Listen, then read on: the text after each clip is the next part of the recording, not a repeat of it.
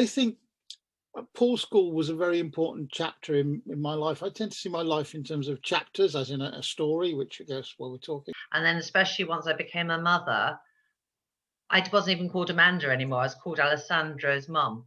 To talk about one of the things you're passionate about is a dream come true. And since I found out I was autistic at the age of 29, which I feel is kind of late in life.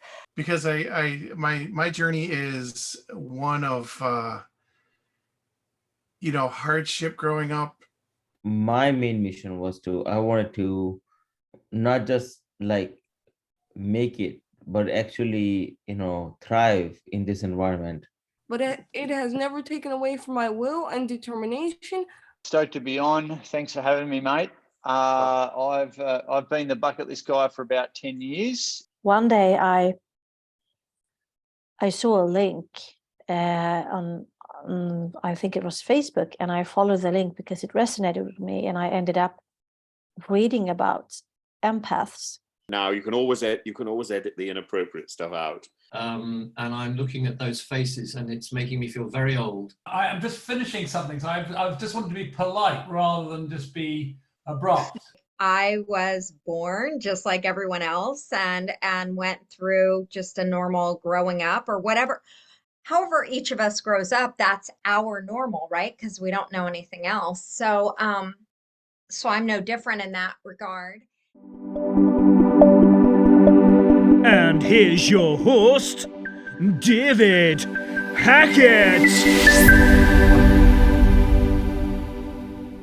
Having gone through the experience of the deaths of so many loved ones, and I can understand this totally, our guest today has learned to face life with love, optimism, and joy.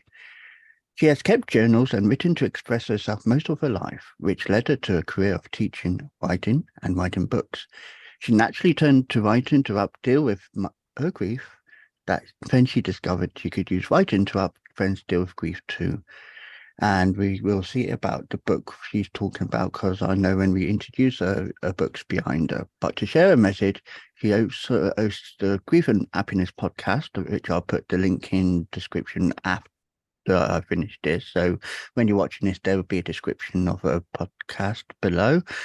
She's also wrote the book, which we're going to talk about, no doubt. She also facilitates weekly meetings of the Grief and Happiness Alliance, which I think you can be part of. And she's also founded the Grief and Happiness Nonprofit Foundation. She publishes a weekly newsletter, which she will tell you how to get hold of, and blog. And her new book, which we'll talk about, is launching on July the 7th. So today we welcome, and as it says on the thing, aloha, to Emily to the journey. Aloha. Thank you so much for having me today. It's a pleasure. Now, as I was saying pre-interview, everyone has a journey. And I said about the earliest memory of where your journey began. And the joke I stick to, and I always say it because it's a way of breaking the ice, and everyone's journey is obviously you're born. What was your earliest inspiring memory that made you Emily the way you are now? The memory that made me who I am now actually came after I had both husbands die, and I just started focusing on what's my life's purpose, because I've done a lot of things in my life, lots of very interesting things in my life, but they were all done at that point. And I'd been taking care of my last husband, Ron, for 2 years, and we had just moved to Maui 2 years before he transitioned. And I just was kind of lost. I wasn't sure what I was supposed to do next. And so that's what I started writing about, just for me, not to share with anybody, but just to explore for me. And the more I wrote, the more I saw, I've had so much experience with grief and loss and with happiness. And I wanted to do something that would make a difference in the world. And everything else really came forward from there. Yeah, and I truly understand that, because grief helps people channel their innermost feelings. It's like, as you know, journal's like a diary, but it's more personal. And I'm saying from my personal experience, and I do relate a lot to my personal experience. When I started the brand where I am now, not the podcast, but I started a blog in 2012. That's when I lost the last link that kept me happy in life, and that was my grandmother. And now, so I started journaling that, because her words when she was alive is, do something on the computer. You're good on the computer. You will make a difference in people's lives by doing something on the computer. Now, at the time, she said you could probably fix computers. You could probably do this. But I started blogging, and, you know, the blog was just a way of me expressing views from my point of view, and it helped people feel inspired. So I assume your journal was your thoughts that you wanted to express to help you cope. It really was. And I've journaled a long time on and off before this kind of epiphany came about what I was supposed to do now. But once I started journaling just faithfully every day, I call it my morning practice. I journal, I write what I'm grateful for, I write what my intentions are, and I just explore my thoughts. And there's just so much gratitude in my journaling. And when I do that first thing in the morning when I get up, it really affects me, and it allows me to keep positive and inspired and see exactly what I'm supposed to do right now. Yeah. And I can totally relate to that. And it's your way of getting rid of, cleansing your body, ready for the day, to pure, you know, I'm not saying this in the, because obviously everyone's got different views, but it's to cleanse the body and make the body, and I will go into colors, it will make your color white and not so dark, thinking, oh, this. It makes you think, I'm going this. So it's a different way of expressing it. Yeah, that's true. So you said, and we talk about your book briefly now, it says loving and living and your way through grief. This is a unique way of putting it, because I like it, because it catches the imagination of how you can live life, still love people, but you're still grieving. And it's about having that balance, I assume. That's so true. That's what my aim was with the writing and the things that I do. And I was inspired to write this book because after my husband died, about 6 months later, a very dear friend of his died suddenly. And this friend was a lot younger than my husband, and he actually called my husband Dad. It was that big of an age difference. And he just died on his way home from work one day so there was no warning, no preparation. He had a wife that there had two daughters. One was a senior in high school and one was in college. And I knew that she had no idea what she needed to be thinking about or dealing with right at that moment. So I sat down immediately and wrote her this letter saying, these are the things you need to pay attention to right now. And these are the things that you don't. Because I've seen people who are dealing with loss that get all wound up in the the don't things, and the things that are important to focus on just kind of slip away. So, and I got that to her actually within hours after he died. And she let me know later on how important that letter was to her, because she had tons of people coming over and, saying, you have to do this, you have to do this, you have to do this. And she'd think about my letter and go, no, I don't, and she knew where to focus. And I thought, oh, I'm so glad that this helped her so much, but I want to do more. I loved her response to what I'd done. So I meditated on it a while. And what came to me was to write her a card every week for the first year. And the cards that I wrote, I I live in Maui, Hawaii, and I'm taking pictures on my phone all the time. And I thought, I'm going to put these pictures to use. So I made these cards that I printed off on my computer. And each week there'd be a different photograph from Maui. And I knew that she loved Hawaii and that would be special for her. And then I was going to write something different inside each time for each week. And I thought, before I start this project, I probably should try and see if I've got 52 different things to say. So I sat down and I made a list, and I thought, boy, I've got easily 52 things. And it inspired me to start writing. And within a day and a half after I had the idea, I had all 52 things written. So then through that year, it helped me with grief too, because I really loved her husband too. He was just a fabulous person. And I sent those as it went along.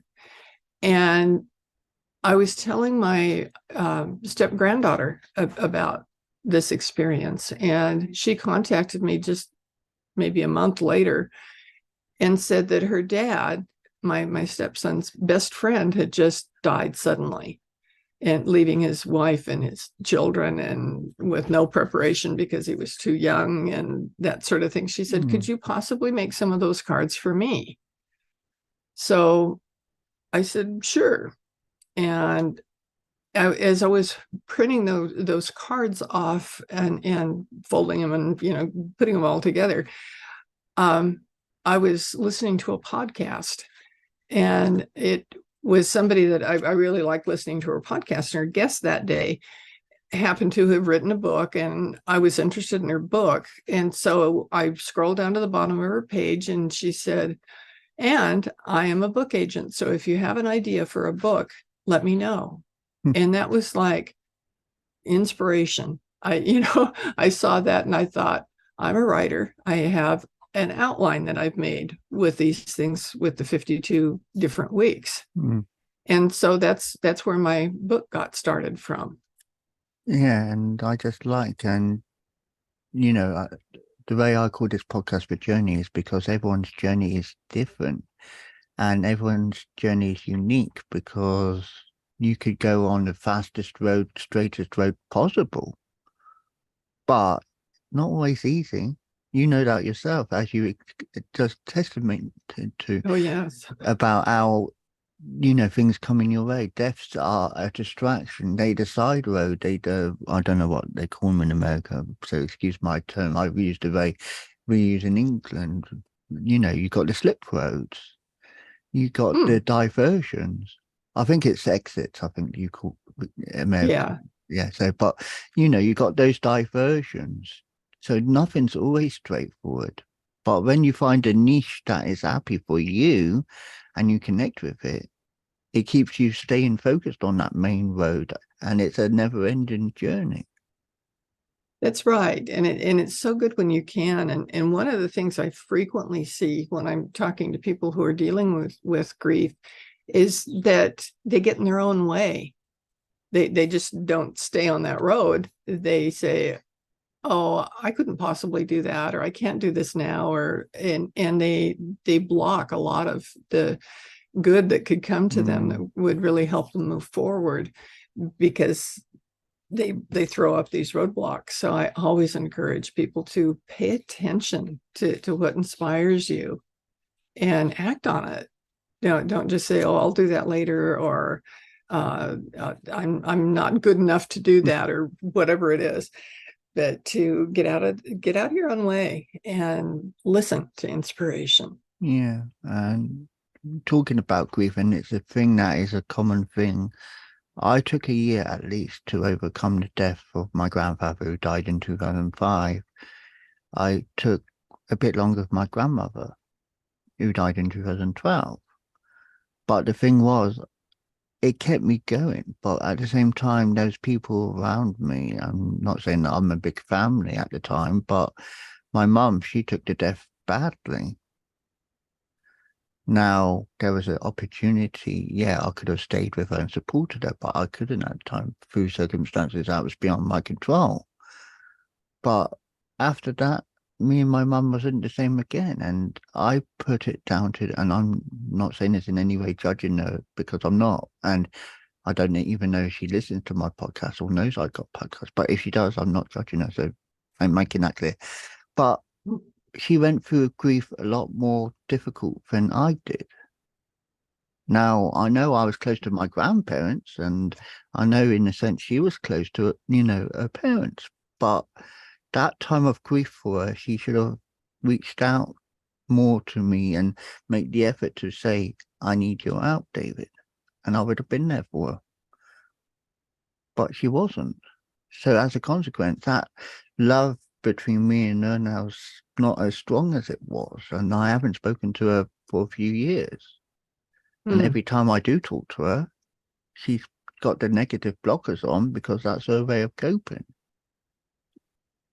Oh, wow. And I understand that. And when things like that happen, especially when it has to do with grief, because things come up a lot of times, there's something like in our own mind, like in her mind, there's something that you don't know what's going on there, but it's getting in her way of being able to be in a better relationship with you. Yeah. Because it's when we have these thoughts and feelings and we just hold on to them and don't let go, that's an example of getting in your own way, that you really can't move forward. And it's when you can start releasing what doesn't serve you anymore, then you can open up and things start getting better. And like I said, yes, it took me longer when my grandmother died, but the coping mechanism was starting the blog. And back then it was known as Wise Words for You, but obviously I've expanded and now it's known as White Wolf Inspirations and Wise Words for You, because I like to encompass, what is, good and more inspiration, because I have been inspired by people in my life to help me stay focused. And yeah, it's difficult. Sometimes I still have difficulties, but I learned you got to be positive. If you're in the right company, you will be successful. That's right. So positivity is important. Go ahead. I'm sorry. It's all right. So it says you naturally turn to writing, and I've written I write poetry. That's my go-to. So you journal, I do blog posts, I do poetry.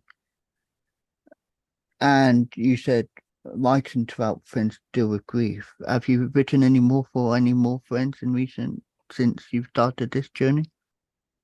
Well, what happened with me was once I got my book contract, and I was working with my agent, and she said, you've got to have a social media or a platform where you can get the word out about you and the book so people will know that it's there to buy.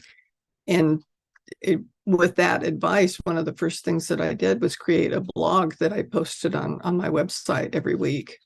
And just like the cards, I thought, am I going to have something that I can write about every week? And I discovered that every week, when it's time to write the blog, the inspiration is there. And it's really exciting to say, well, what am I going to write about this week? And there it is. And then I can write on it. And recently I have my own podcast, and I had gone to some workshop or something, and they said it's good to have the more podcasts you have, the more you'll get listened to. And it's good to have a variety of podcasts so that it's not like they're all the same sort of thing. Well, my podcast was interviews and still is interviews at the time. And there's quite a bit of variety with things that do with grief and happiness. That's the name of the podcast, Grief and Happiness. So I can have lots of different kinds of guests, but they're all longer. They're usually about a half an hour, sometimes 45 minutes. And I thought, I want to write, or not write, I want to have a short podcast every week too. And I thought, my blogs, it'll be my voice, and I'll be reading a blog a week. Now I've got 3 years of blogs that I've written, so I've got an endless supply because I'm continuing to write. my blogs every week, and I just read that. So I have a half an hour podcast that's an interview every week, and then this maybe 5-minute podcast every week with me giving just some inspirational words like I write in the blog. And the topics are all different. And I have as many people listen to the short ones as the long ones. And I've had lots of positive comments on that short one, because they say, I know I don't have that long to sit down and listen to an hour-long podcast, but I can listen to 5 minutes, and then it gives them something to think about and to deal with, and people seem to really enjoy it. So that's another kind of writing that I'm doing, And is it's the writing the blog. and it's like hearing a focal weekly viewpoint of your life. That's how I That's right. describe it. So so it's obviously Grief and Happiness podcast. That I assume that's on most podcast platforms. Yes, it is.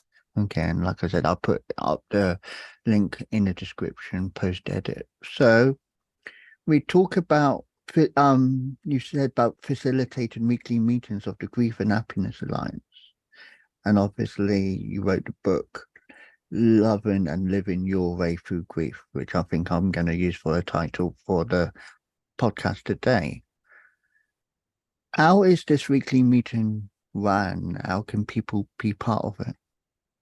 Well, let me tell you, back it up a little bit to tell you what led up to it. I had written my book, the Loving and Living Your Way Through Grief, and it had been published, and I was writing my blog every week.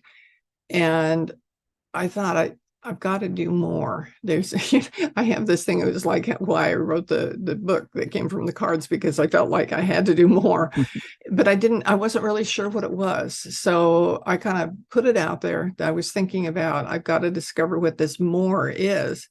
And I ran across a book called Happy for No Reason by Marcy Shimoff. And I remembered that I had read it after my other husband died, and that it had really helped me to read that. And I thought, happiness is what's missing. So I thought I was going to get some resistance to grief and happiness being in this the same phrase. And I did when I first started talking about, I'm thinking about doing this. But then I saw that Marcy had a Happy for No Reason certified trainer program. And I thought, I'm just going to take that, because that's going to help me with my perspective on this. And it did. It was just great. And as I completed that program, I thought, okay, I'm going to start a podcast, and I'm going to combine that grief and happiness, and we'll do that.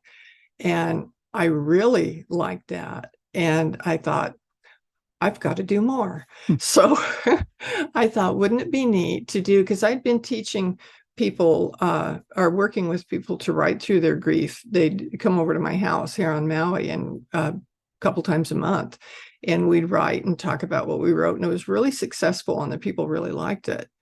And I had taken that online when the pandemic started, so that people from anywhere could do that. And we would just do writing through grief every week.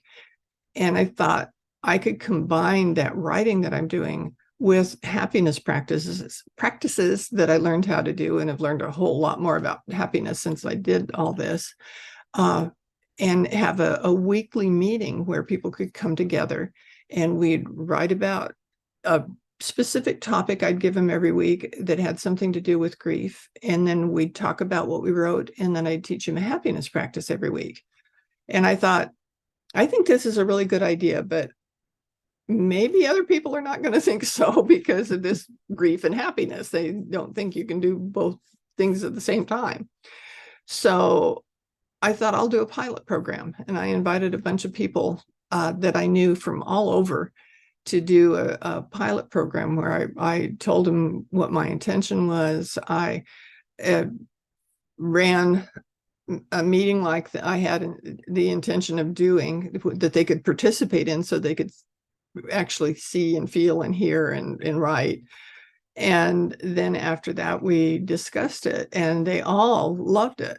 And it was like a unanimous thing, which kind of surprised me, because I figured I was going to get some feedback, or somebody wasn't going to think it was a good idea, but they all really liked it. And I said, okay, here's my other problem. I don't believe that I should be charging people to participate in something like this, because I think anybody who's dealing with loss has enough on their plate. They don't need to have to be additionally or keep getting in their own way by not coming to the meetings because they have to pay. And the group came up with the idea of creating this nonprofit organization so that they could fund the everything to do with the Grief and Happiness Alliance, so people didn't have to pay. But at the same time, the people who come to the Grief and Happiness Alliance know that the nonprofit organization is providing this for them. They feel strongly enough about it that they're paying their way so they can get this help. So there's more perceived value, because a lot of times if you offer something for free, people don't think it's that valuable. So with them knowing that it's like a scholarship, like they're getting a scholarship to get this very important help through the nonprofit, that would work. And then at the same time, I was creating my Grief and Happiness podcast to come out. It's on every week. So I've combined all these things together that had to do with grief and happiness.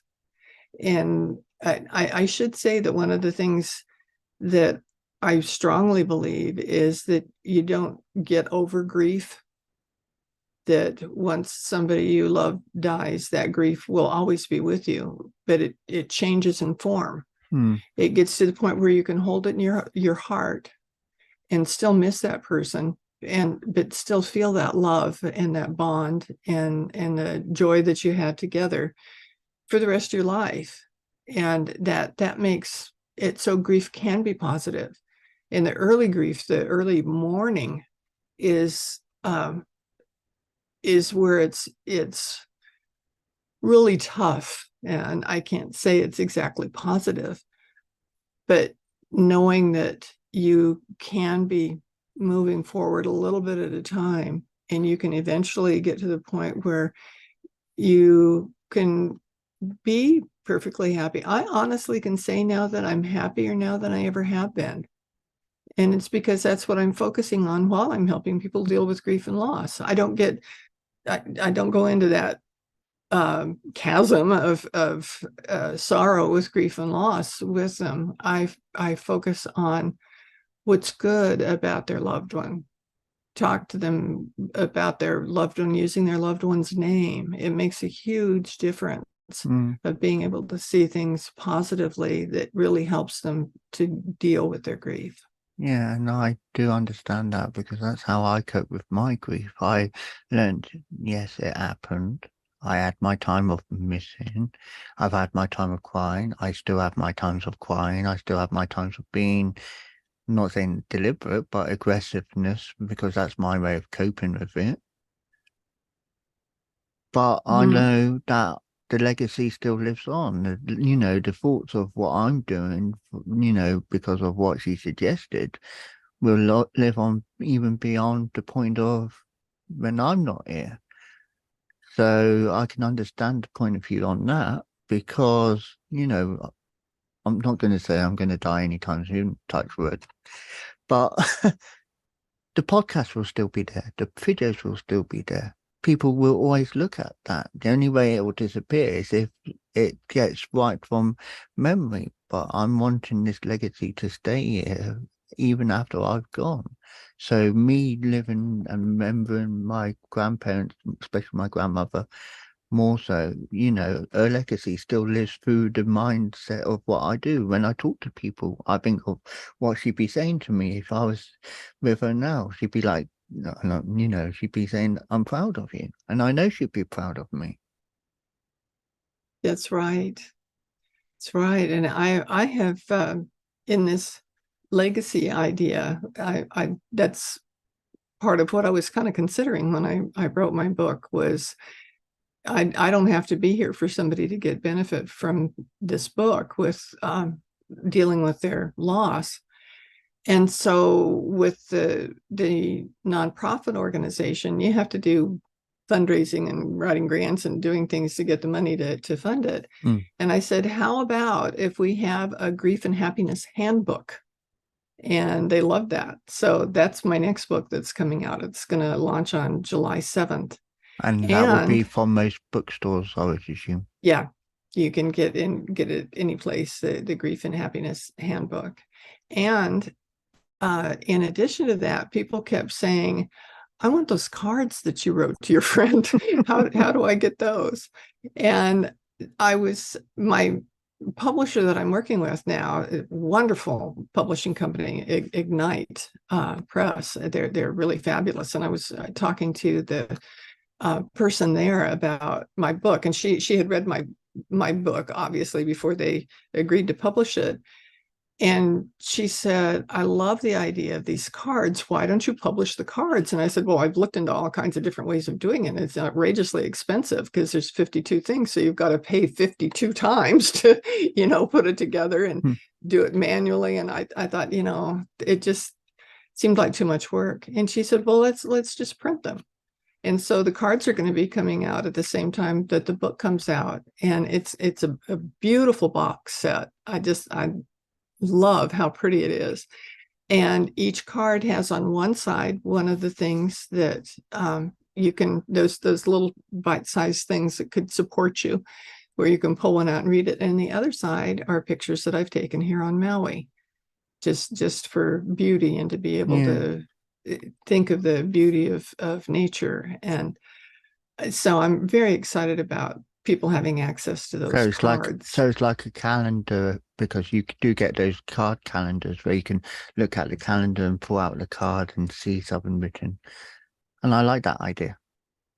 Yeah, they can just, because they're loose cards in a pretty box, and they can pull out whatever they want to. But another thing that they could do is, if they were inspired by me supporting my friend for the first year of grief, they could do the same thing, is get a set of those cards and envelopes and put a card in an envelope once a week and send it to them, and maybe with a short personal thinking of you sort of note with it. And so they could do that same sort of thing, because that first year, if you get something every week, something in the mail, not just an email or text or something, but something beautiful to look at, that the person receiving them knows that they're being thought of, knows that there's this love that comes through with something like that. It would be great. When I launched my Loving and Living Your Way Through Grief book, we did an online launch because it was during the pandemic, of course. So we did it online, and the person that Lori, who the first book or first chapter is about Lori, and Lori came to that launch, and I was so touched when she picked up in her hands all 52 cards and said how much they meant to her. It was really powerful. And even you describing it does sound powerful. Just imagining that picture, and I have got that vision in my mind. It sounds so, yeah. And then the proceeds from the cards and this new book are all going to support the foundation, so that we can keep helping more people and not having them have to pay for it. I agree, and I support that idea. I love that a lot. So to end this interview, and we've obviously spoke about, and this is how people can get in contact with you. How can people get hold of your newsletter, blog? Obviously, we said about the book coming out, and how can people get in contact with you? I have two different websites that I use. One is griefandhappiness.com, and the other one is lovingandlivingyourwaythroughgrief.com. And on both of those, there's a contact thing where you can contact me, or you can sign up. There's a pop-up that comes up where you sign up for the newsletter. You just put your name and your email address, and we'll send you something every week. And with that newsletter, there's an invitation to the Grief and Happiness Alliance meeting every week. And one last thing, what inspiration would you want to say to people listening or watching this now? My mission is to help people understand that they really can grieve and be happy at the same time. That's amazing. Thank you for sharing your journey with us today. No, thank you for allowing me to. Thank you, Emma.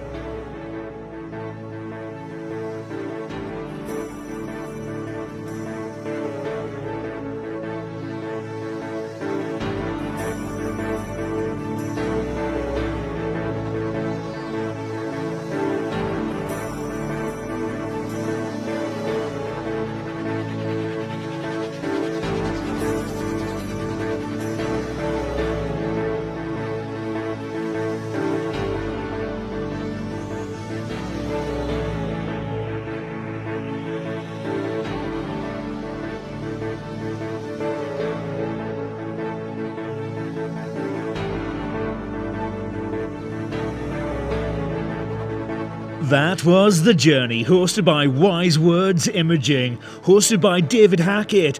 Be sure to like, subscribe and listen to another journey coming soon.